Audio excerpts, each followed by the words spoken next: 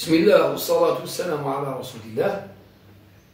حديثنا اليوم في القواعد الفقهية هي القاعدة الكلية أو القاعدة الكبرى: اليقين لا يزول بالشك. اليقين لا يزول بالشك.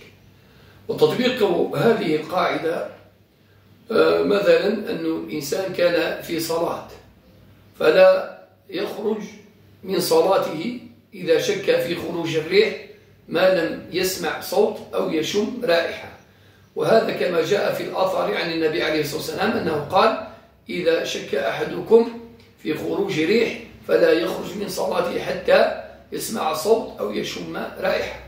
أو مثلا كان على وضوء ثم أقبل إلى الصلاة فشك في انتقاضه، فاليقين هو الوضوء والشك هو الانتقاض الوضوء، فيبني على اليقين. إذن فاليقين لا يزول بالشك.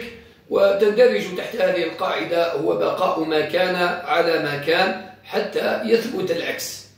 بقاء ما كان على ما كان حتى يثبت العكس. فالأصل بقاء النهار حتى يثبت الليل، وإن كان الليل الأصل فيه الليل حتى يثبت النهار، وهكذا.